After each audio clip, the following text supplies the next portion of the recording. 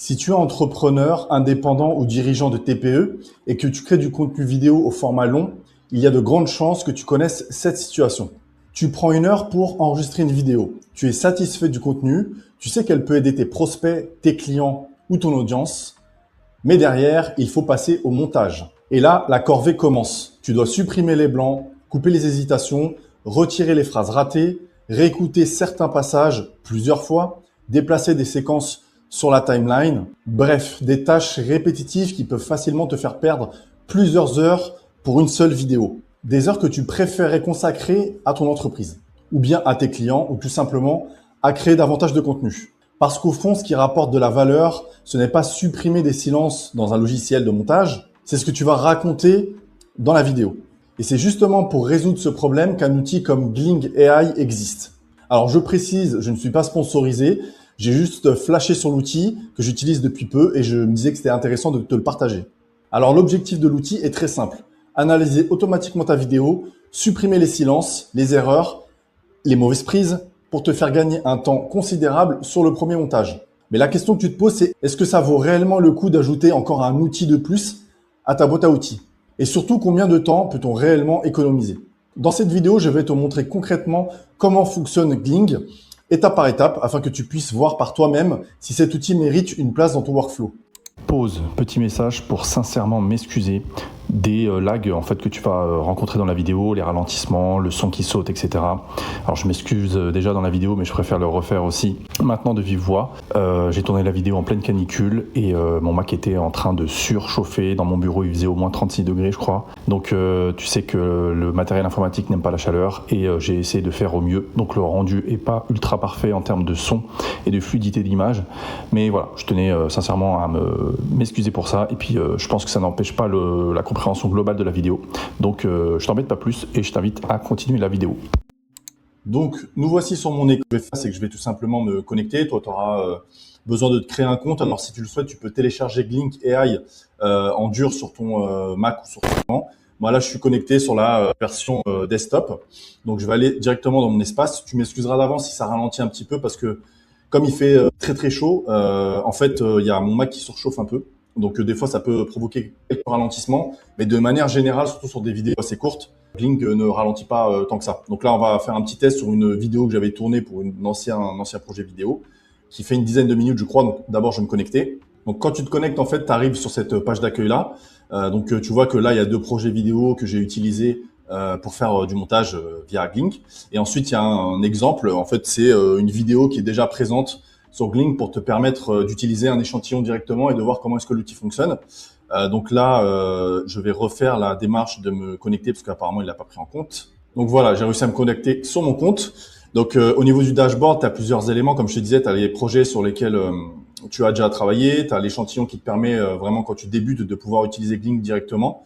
Ensuite, tu as un petit onglet en haut à droite ici où tu peux voir tout ce qui est facture, abonnement, etc., usage, le programme affilié. Alors, je t'ai dit dans l'introduction que je n'étais pas affilié dans le sens où je ne suis pas payé par Gling pour faire cette vidéo. Par contre, je vais peut-être postuler entre-temps au programme d'affiliation qui va me donner un lien que je mettrai certainement dans la description de la vidéo. Et si tu veux passer par ce lien pour soutenir ma chaîne, donc je te toucherai une petite commission, je crois que c'est 20% sur l'abonnement. N'hésite pas à le faire, franchement, ce serait très cool de ta part. Ensuite, tu peux télécharger la version desktop, comme je t'ai dit. Tu peux changer le thème si tu veux le mettre en light ou dark mode. Et tu as une version setting pour recevoir des notifications. Et tu as aussi la possibilité de connecter ta chaîne YouTube parce que cet outil-là est spécialement designé pour les créateurs de contenu sur YouTube. Et si tu veux, tu peux connecter ta chaîne YouTube, ce qui va te permettre en fait d'avoir des idées de vidéos à chaque fois qui vont être suggérées par Gling. Moi, je l'ai pas fait pour le moment, mais je t'invite à le tester. Hein. Peut-être que c'est intéressant si tu as une chaîne YouTube. Et du coup, si on revient sur le dashboard, donc tu as 2 possibilités. Tu peux soit extraire des shorts d'une vidéo. Donc ça, il y a plein d'outils qui le font en ligne. Donc j'oublie les noms, mais il y a vraiment beaucoup de SaaS qui te permettent de faire ça. C'est pas pour ça que j'ai pris Gling. Moi, ce qui m'a fait tilter, c'est la possibilité en fait d'éditer des vidéos avec l'IA et vraiment de façon adaptée aux personnes qui créent du contenu face caméra comme moi, parce que des outils qui sont aidés par l'IA, il y en a plein, mais celui-là, il est vraiment fait pour les personnes en fait qui font des vidéos face cam comme moi, donc des créateurs de contenu éducatifs, on va dire. Donc, on va tout simplement partir sur l'utilisation. Je vais importer une petite vidéo que je m'étais mis de côté, qui est celle-ci, donc qui est une ancienne vidéo que j'avais tournée. Et on va l'importer. Et tu vas voir qu'il y a plusieurs possibilités. Quand tu importes une vidéo, donc en fait, il détecte automatiquement la langue. Donc, on est bien sur du français. Et ensuite, tu as des possibilités. Par exemple, si pendant ton tournage, tu avais des rushs d'une autre caméra, par exemple, qui te filme sur un plan différent pour faire ce qu'on appelle des b-roll. Donc, c'est des morceaux de vidéo qui sont injectés dans ta vidéo pour un peu faire des petites transitions sympas et éviter qu'on voit uniquement ta tête de face comme ça. C'est pour faire vivre un petit peu la vidéo. Donc, tu as la possibilité d'ajouter en fait d'autres rushs qui viennent d'une autre caméra. Tu as aussi la possibilité d'ajouter le script de la vidéo. Tu sais, parfois, il y a des outils comme Tela que j'utilise, qui est en ce moment en train d'enregistrer mon écran. Peut-être que je te ferai une démo, un de ces quatre, sur cet outil-là. Bah, quand j'enregistre une vidéo avec Tela, en fait, il me fait un transcript. Ça veut dire qu'il récupère tout le texte. En fait, il a analysé ma vidéo et tout ce que je dis le met au format texte. Et si tu veux, ça, tu peux l'ajouter ici et ça te permettra d'avoir un résultat encore plus précis. Si tu veux vraiment éviter de faire des recoupes derrière, moi, je l'utilise pas forcément parce que j'ai remarqué que Blink fait correctement le boulot, c'est-à-dire qu'il invente pas des mots, il fait des trucs, il coupe au bon moment, etc. Donc, j'ai pas eu de problème à ce niveau-là. Donc, on va éviter ça. Si tu veux, tu peux ajouter aussi un autre fichier, par exemple des images ou ce genre de choses. Je suppose, je l'ai jamais utilisé. Alors, je dis des bêtises, c'est si tu veux rajouter d'autres fichiers vidéo. Oublie ce que j'ai dit. Donc, mais en tout cas, ça te permet de rajouter des fichiers vidéo via cette fonctionnalité-là. Comme je te dis, je l'ai jamais réellement utilisé. Donc, on va continuer. On va rester sur la vidéo de base tranquillement. Et donc là, il nous propose plusieurs choses. En fait, ce qu'il propose de faire, c'est donc tu peux sélectionner ou désélectionner. Donc soit il peut couper en fait les silences dans la vidéo, les détecter automatiquement et les couper. Il peut aussi couper les moments où tu butes sur un mot, où tu rates ou ce genre de choses. Il est capable de les détecter pour les retirer en fait des rushs. Il peut aussi tout simplement retirer ce qu'on appelle les filler words. Alors je sais plus comment ça se dit en français, mais c'est les mots béquilles, je crois que c'est ce mot-là. En fait, c'est les mots que tu utilises souvent entre deux mots. Par exemple, moi, je sais que quand je parle, j'utilise souvent. Donc voilà, typiquement, je viens de le faire là. Et ça, c'est pas super agréable pour la personne qui regarde la vidéo. Et il est capable de détecter tout simplement ces moments-là et les supprimer pour rendre le rendu final plus agréable. Comme je t'ai dit, tu peux ajouter le texte de la vidéo aussi si tu le souhaites. Tu peux aussi ajouter un bouton s'abonner et liker la vidéo. Donc c'est pour ça que je te dis que c'est très porté sur les créateurs de contenu sur YouTube, cet outil-là. Donc moi je le mets pas forcément parce que j'utilise aussi un autre outil pour compléter Glink pour faire mon montage. Mais bref, si tu as envie, tu peux ajouter un bouton s'abonner et par contre il sera en anglais, hein, il sera pas en français le bouton. Mais voilà, après bon, c'est pas bien grave. Si tu veux, tu peux améliorer la fonctionnalité audio. Donc ça, je l'avais testé et ça, le résultat était assez intéressant. C'est par exemple s'il détecte que le son est trop bas. Moi, typiquement, il y a 2 ou 3 semaines, j'ai tourné une vidéo et j'avais mal réglé le son. En fait, sur le capteur du son, j'avais mis un peu trop bas et du coup, quand je parlais, on avait l'impression que le volume était au minimum. Donc, c'était très, très désagréable. Et ça m'a permis en fait de régler ce problème-là parce qu'il a pu remonter le volume. Je sais pas trop comment ça fonctionne, mais il a réussi à faire ça. Et tu as la possibilité de rajouter des fonctionnalités AI background. Pour être tout à fait franc, je ne sais pas ce que c'est. Je l'ai pas utilisé, donc je vais pas te dire des bêtises. Et tu as cette fonctionnalité aussi Smart Speaker Editing. Et ça, c'est pareil, je l'ai pas utilisé et je pense que c'est pour des contextes spécifiques. Par exemple, quand tu as 2 personnes dans une vidéo, un podcast par exemple, ou une interview. Donc, il est capable de détecter le son correctement, je pense, et peut-être éventuellement de faire des transitions entre différents angles de vue de caméra. Bon, là, c'est des suppositions, mais je suppose que c'est pour ça, parce que moi-même, je l'ai jamais utilisé, cette fonctionnalité-là. Donc, on va lancer le traitement de la vidéo, et puis on va voir ce qu'il va nous donner comme résultat. On se revoit tout de suite. Et bien voilà, il a traité la vidéo. Donc, la vidéo de base, il me semble, elle faisait quasiment 10 minutes. Il a mis environ 40 secondes, 45 secondes, je pense, pour traiter la vidéo et donc me sortir ce qui est sorti ici. Donc, c'est assez rapide. Moi, j'ai tourné une vidéo il y a 2 semaines, 2-3 semaines il y avait 1h30 de rush. La vidéo finale fait 52 minutes. C'est une mini formation sur Zapier. Et du coup, il a traité la vidéo assez rapidement. Je crois en 10 minutes pour 1h30 de rush. Faire tout ça, je pense que c'est pas mal du tout. Donc là, je vais détailler un petit peu ce qu'on voit à l'écran et tu vas voir que c'est super intéressant. Donc ici, sur la gauche, tu as un onglet qui s'appelle Fichier. Donc si tu souhaites rajouter 2 nouveaux fichiers que tu as oublié de mettre à la base, tu peux les rajouter ici et après tu peux cliquer sur Process New Files. Donc ça, c'est cool si vraiment tu as oublié de rajouter des rushs vidéo. Et tu as une partie qui s'appelle Script. Et en fait, ici, ce qui est intéressant, c'est que tu vas pouvoir voir le texte en fait de ta vidéo. Donc, j'ai rien tapé du tout. C'est lui qui a analysé et qui a extrait ce texte-là. Et ensuite, tu vois que ici, il y a des choses qui sont masquées. C'est là où il a décidé de faire des cuts. Donc ça veut dire qu'on le voit pas en fait dans le rush final. Donc tu as cette possibilité de voir le texte juste ici sur la gauche et c'est très important. Je t'expliquerai pourquoi juste après. Ici, tu as la possibilité d'exporter en fait la vidéo quand elle est terminée, donc soit au format MP4 ou sous d'autres formats ou sous des formats aussi qui sont intéressants pour des logiciels de montage. Si tu souhaites réutiliser cette vidéo-là sur un logiciel de montage après, c'est par exemple ce que moi je fais. Ici, juste en bas, tu as la timeline, donc sur laquelle tu peux naviguer. Voilà, on va revenir. Oups. Désolé, j'ai fait une petite manip. Donc, on revient au rush de base. Donc, on va aller au tout début en appuyant sur ce bouton-là. Alors, il va au début de ce qu'il a gardé. Tu vois bien qu'il n'est pas au tout début du rush de la timeline. Donc, là, ce que tu vois, en gros, pour t'expliquer la timeline, c'est ce qui est ici en flou, c'est ce qu'il a décidé de cutter avec l'IA et l'analyse de la vidéo qu'il a faite. Et ce qui est ici en plus visible, c'est ce qui est conservé. Et ici, si tu veux, tu as la possibilité de ne pas montrer en fait les cuts. Tu vois, en appuyant ici, tu vois bien que tout a disparu. Et au final, on voit que il a gardé uniquement ce qui va rester dans le rush final. Et si tu as besoin de rééditer, tu peux les réafficher. Tu vois, comme ici, on voit ma tête là où j'étais en train de, je pense, faire un réglage sur l'iPhone ou sur le micro. Donc, on voit là ma grosse tête collée à l'objectif. Évidemment, il a détecté que c'était pas du tout un truc intéressant et du coup, il l'a coupé du rush. Mais si je souhaite, je peux quand même éditer dessus. Au fait, petite parenthèse rapide. Si tu aimes ce genre de contenu, sache que je partage encore plus d'astuces exclusives dans ma newsletter. L'idée est très simple. Chaque semaine, tu reçois dans ta boîte mail des conseils concrets pour générer plus de leads, passer ta prospection à l'échelle, mieux utiliser ton CRM, améliorer tes méthodes, tes processus commerciaux et marketing en automatisant certaines tâches et mettre l'intelligence artificielle au service de ton entreprise. C'est du contenu que je ne poste pas ailleurs, ni sur YouTube, ni sur LinkedIn, ni sur toute autre plateforme. Si tu veux avoir une longueur d'avance, je te mets le lien juste en description. Tu cliques dessus, tu t'inscris en 10 secondes et c'est réglé. Merci de m'avoir écouté, je te laisse continuer la suite de la vidéo. Ici, tu as la fonctionnalité Skip Cut qui te permet en fait, je vais te montrer tout simplement, si je me mets à ce niveau-là, par exemple, de la timeline. Alors des fois, c'est un petit peu pénible leur système. Tu vois, si je veux, en faisant un clic droit, je peux décider de remettre en fait ce qu'il a coupé dans le rush final pour pouvoir le conserver si je me dis par exemple qu'il a fait une bêtise. Ça arrive souvent. Ce que tu peux faire aussi, c'est comme je te disais tout à l'heure, tu as le côté script juste ici. Admettons que cette phrase, je veux qu'il la conserve. Je ne sais pas pourquoi, on va dire qu'il a mal édité le truc et je veux qu'il conserve ça. En fait, ce que je vais faire, c'est que je vais double-cliquer dessus en maintenant la touche majuscule et tu vois qu'il conserve les mots et je peux faire une correction. Si je veux, je peux lui dire finalement, tu conserves cette phrase que tu as supprimée. J'ai juste à cliquer là sur Uncut et en fait, il va me le réintégrer finalement dans le rush. Alors qu'avant, si tu te souviens bien, c'était juste comme au-dessus là. C'était barré tout simplement. Il l'avait cuté. Donc, tu as aussi la possibilité d'éditer en te basant sur le texte pour être sûr que il supprime pas en fait des mots qui sont importants et parce que des fois on s'en rend pas forcément compte.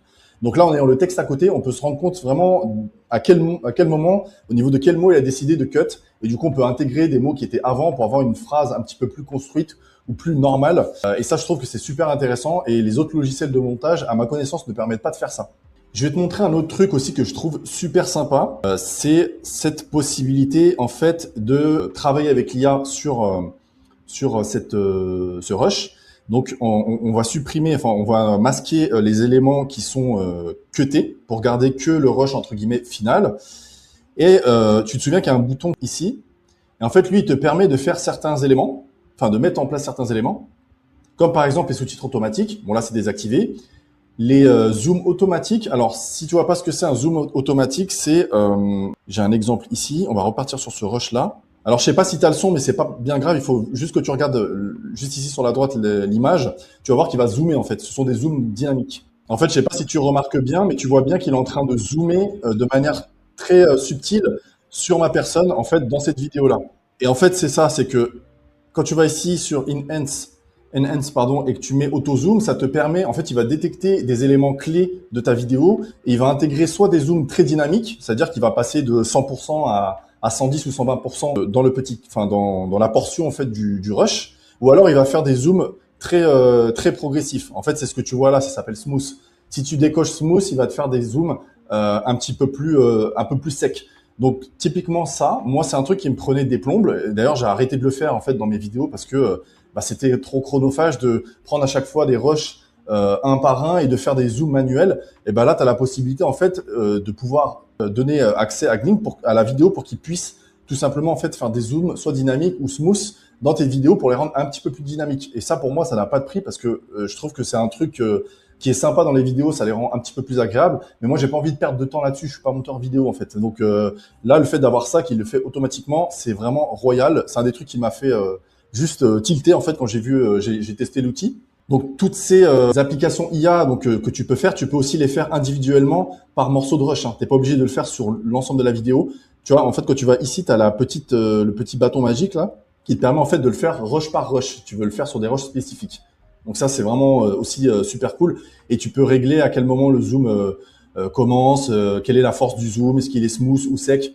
Voilà, t'as des possibilités de dingue et tu peux l'appliquer à toute la vidéo ou seulement, comme je te l'ai montré, juste à certains rushs. Tu as une fonctionnalité aussi B-roll. Alors les B-roll, pour t'expliquer, en fait, c'est, comme je disais tout à l'heure, c'est des éléments vidéo qui vont s'ajouter dans ton rush de base, qui ont strictement pas forcément à voir avec ta vidéo. Alors ça va être en lien avec ta vidéo, mais ça va être une prise de caméra différente, par exemple sur la gauche. Là, je suis filmé sur la droite, mais ça peut être une prise de caméra sur la gauche pour faire un peu varier les éléments de ta vidéo et faire quelque chose d'un petit peu plus sympa à regarder. Et là, je l'ai activé. Donc, il est parti pour le faire sur toute la vidéo, mais je vais essayer de l'arrêter maintenant, si c'est possible. Donc, je peux pas, malheureusement, il est en train de le faire sur toute la vidéo, mais c'est pas grave. Et en fait, tu vois que se sont rajoutés ces petits éléments violets sur lesquels je vais essayer de cliquer. Et en fait, tu peux voir les vidéos qu'il a rajoutées. Et en fait, il se base sur ta vidéo de base pour se dire, bah tiens, cette vidéo parle de ce sujet-là, du coup, je vais rajouter tel type d'éléments dans la vidéo. Alors parfois, c'est pas toujours ultra pertinent, mais dans la majorité des cas, il va rajouter des choses un petit peu en lien avec ta vidéo. Et ensuite, quand tu double-cliques dessus, tu as la possibilité de changer. En fait, c'est des morceaux de vidéo libres de droit qui rajoutent à l'intérieur de ta timeline. Et si tu souhaites, tu peux tout simplement pas content avec ce qui t'a sorti de base. Donc là, on va essayer de retourner ici, si ça lag pas trop. Comme ça, je te montre un peu le b-roll qu'il a rajouté. Attends, on va retourner un petit peu plus loin. Je suis désolé, hein, ça lag parce qu'en fait, il fait super chaud et mon Mac est en train de surchauffer. En plus de ça, il est en train de développer la feature là sur toute la vidéo. On va essayer de retourner ici. Donc là, je suis en train de parler face cam. Malheureusement, ça lag. Et tu vas voir le b-roll en fait qui ressemble à ça, qu'il a intégré dans la vidéo. Et ensuite, il repart sur un champ où on me voit directement. Donc voilà, tu as la possibilité de rajouter plein de b-roll dans la vidéo. Et en principe, si tu veux le stopper, il faut rafraîchir la page, mais j'ai pas envie de le faire parce que je pense que ça va faire pas mal bugger, et déjà quand même pas mal de lag. Mais voilà la fonction b-roll, tu as compris un petit peu en quoi ça consiste. Et tu vois que c'est possible de le faire appliquer de manière automatique sur toute ta vidéo et tu peux ensuite agir dessus en changeant les différents éléments. Donc on va retourner sur la petite baguette magique. Bon, il est à 70%, j'espère qu'à un moment donné, il va s'arrêter. Et si tu veux, ça c'est ce que je t'avais montré au tout début, tu peux améliorer la qualité audio du son. Et là, tu peux activer les AI Studio et je t'ai dit, je ne sais pas trop ce que c'est. On va essayer de regarder, mais j'espère que ça va pas faire bugger la vidéo. Je vais attendre que le b-roll se termine parce que sinon, je pense que tout va bugger. Donc, ok, le b-roll c'est terminé. Donc, on va tester les AI Studio. Je vais cliquer dessus. On va voir ce qu'il va me dire. Ok, donc il peut customiser l'arrière de la vidéo. Alors là, c'est un test que je fais en live. Je l'avais pas testé la dernière fois. Donc là, il me dit que les zones sombres vont être switchées sur des fonds générés par l'IA. Donc je pense qu'il va mettre un espèce de background derrière. J'ai un peu hâte de voir ce qui va me sortir. Mais je pense que ça va pas être super joli. Je m'avance un peu parce que s'il se base sur les endroits sombres, il y a juste ce truc qui me permet de cacher la lumière parce qu'il y a une fenêtre derrière. Donc je sais pas trop si il va prendre en compte ce qu'il y a aussi de l'autre côté. Je sais pas. Ouais, ok. Non mais en fait c'est archi stylé là. Je le découvre vraiment en live. Hein. J'avais pas testé cette fonctionnalité. Et là, je suis en train de me rendre compte qu'en fait, il m'a installé des étagères derrière moi qui n'existent pas. Ok, d'accord. Ok, en fait, il a rajouté un bout. Non, il a remplacé la lampe derrière qui est un peu merdique, hein, mais bon, j'ai pas autre chose à proposer. Et en fait, il a créé des étagères. Non, mais c'est complètement fou ce truc. Je vais choisir ici. On va voir ce que ça donne. Choose. Ah ouais, c'est dingue. Alors, dis-moi ce que t'en penses dans les commentaires, mais ça se voit quand même que c'est de l'IA. Mais c'est quand même dingue ce qu'il est capable de faire. Non, j'avoue, ça se voit quand même un peu que c'est de l'IA. Et je suis curieux de savoir en conditions live ce que ça donne si je lance.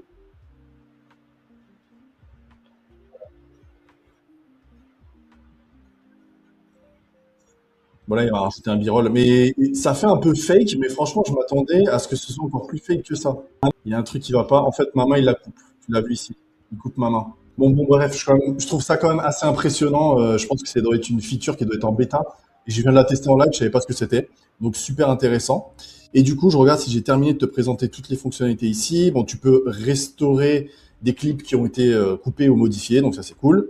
Et là, bon, je vois pas ce que c'est là, le truc qui est juste en bas, j'ai jamais essayé. Eh bien, dernière fonctionnalité que je trouve super intéressant si tu crées du contenu, notamment sur YouTube, c'est la fonction chapitre. Alors, si tu publies du contenu sur YouTube, tu sais très bien que mettre des chapitres dans tes vidéos, c'est super important parce que ça permet à l'algo et aussi à Google et aux LLM, parce que maintenant les LLM viennent puiser leurs infos aussi dans YouTube pour répondre aux questions des personnes qui posent des questions sur ChatGPT, etc. En fait, ils viennent puiser dans la fonctionnalité chapitre pour voir le sujet de la vidéo, pour essayer de comprendre le sujet de la vidéo. Donc, quand tu mets des chapitres, ça te permet déjà à la personne qui regarde la vidéo de pouvoir se repérer et de sauter des éléments s'il y a des choses qui l'intéressent pas. Et ça permet aussi de faire en sorte que les LLM et Google viennent comprendre en fait le sujet de ta vidéo. Donc, c'est super important de mettre des chapitres. Mais quand tu fais une vidéo de 52 minutes, tu te doutes bien que mettre les chapitres sur 52 minutes de vidéo, c'est très relou. Et là, tu as la fonctionnalité qui te permet en fait de créer des chapitres automatiques en se basant sur ce que tu dis dans la vidéo. Donc, tu as juste à cliquer sur ici, là, sur le chapter, sur la gauche, générer des chapitres et ensuite, il va te créer des chapitres que tu auras juste à copier-coller dans ta description de vidéo YouTube. Donc, comme tu le vois, c'est bien en format YouTube, hein, parce que c'est comme ça qu'il faut les mettre, les chapitres. Donc, encore une fois, c'est super pratique. Donc, si on récapitule un peu les fonctionnalités qui sont pratiques pour quelqu'un qui crée du contenu sur YouTube et qui veut pas s'embêter avec, comment dirais-je, le montage, hein, tout simplement, parce que moi, je suis pas monteur vidéo et si tu crées du contenu, t'es pas forcément monteur vidéo, tu veux juste faire de l'acquisition pour tes services. Donc, tu as la possibilité de créer des chapitres. Tu as la possibilité en fait de mettre ton rush et que l'outil en fait traite tout ça pour pouvoir détecter les endroits où il faut mettre des coupures, les endroits où il faut retirer les hésitations, les mots béquilles, etc. Mais en même temps, quand tu vas sur cette fonctionnalité-là, tu peux agir à nouveau sur ce qui a été cuté. C'est pas des trucs qui sont complètement perdus, donc ça c'est quand même super cool. Tu as la fonctionnalité aussi qui te permet du coup de faire des petits zooms dynamiques dans la vidéo et qui se fait de manière automatique quasiment quand tu uploads en fait ton rush. Et tu as la possibilité de rajouter des b-rolls comme ceux qui sont ici, qui te permet en fait d'avoir une vidéo un petit peu plus agréable. Et ces b-rolls, généralement, ils sont plutôt bien amenés parce que l'IA de Glink comprend en fait le sujet de ta vidéo et te ramène des éléments qui vont être en lien en fait avec ta vidéo tout simplement.